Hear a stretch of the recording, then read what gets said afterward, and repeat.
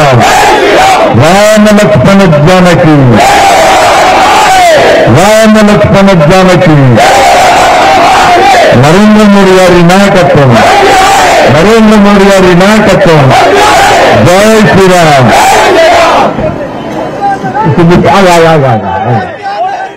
రాముడు కదా ఈ రాముడు రేపు ఇప్పుడు మా అక్కలు అంటారు జై శ్రీరామ్ అంటే మీకు అలా పోటీ పడుతుంది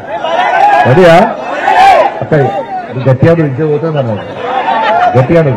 రెండు చేతులు పైకెట్టి గట్టిగా చేస్తామనాలి ప్లీజ్ ప్లీజ్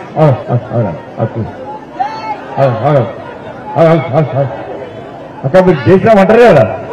చేతులు ఎత్తారు కదా మీరు ఇవ్వడం వాళ్ళంటారు మా అక్కలు అంటారు అందరు రెండు చేతులు పైకెట్టాలి జై శ్రీరామ్ మీరు అనకు మా అక్కలు అంటారు జై శ్రీరామ్ అరే వా సూపర్ జై శ్రీరామ్ ఇప్పుడు మీరు అన్నారు వెళ్ళగలరు జై శ్రీరామ్ వాళ్ళే గట్టి అన్నారు వాళ్ళే గట్టి అన్నారు ఇప్పుడు నేను జై శ్రీరామ్ అంటే కొంతమంది భయం అవుతుంది రాముడు అంటే భక్తి ఉండానా భయం ఉండాలన్నా అవునా కదా రాముడు అంటే భయం ఎవరుకుంటుంది ఎవరుకుంటుంది రాక్షసులకు ఉంటుంది సైతాన్లకు ఉంటుంది మరి వాళ్ళు ఏ జాతో నాకైతే తెలియదు ఏ జాతో నాకైతే తెలియదు వాళ్ళు 24 గంటలు ఏంటంటే బండి సంజయ్ తిట్టాలి ఇక్కడ మంత్రి కూడా అంతే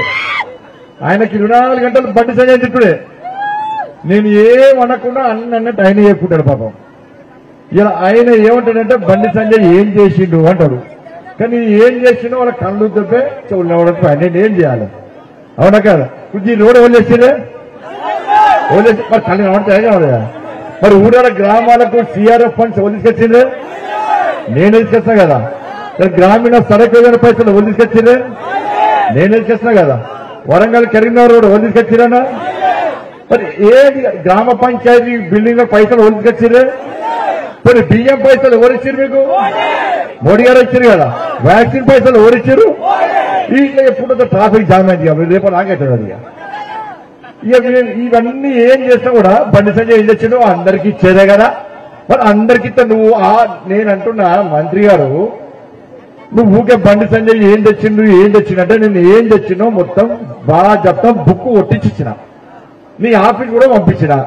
ముట్టకుండా మళ్ళీ ఎప్పుడు రేపు మా వాళ్ళు తీసుకొచ్చి ఫ్రేమ్ పట్టించి తీసుకొచ్చి ఇస్తారు ఒక్కటి కాదు ఒక 100 బుక్స్ అంత పెద్ద రోజుకో పెద్దలుకో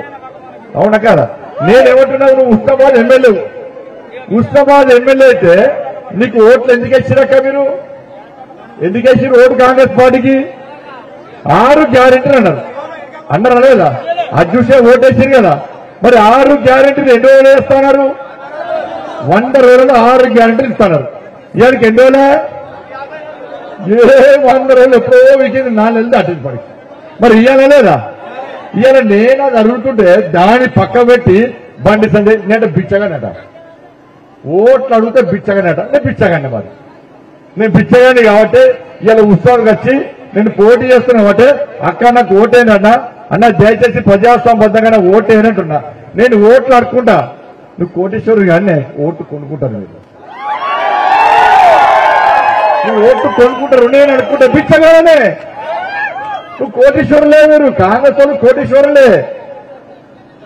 ఇలా 100 కోట్లు ఖర్చు పెట్టి గెలవాలనుకుంటున్నాక వాళ్ళు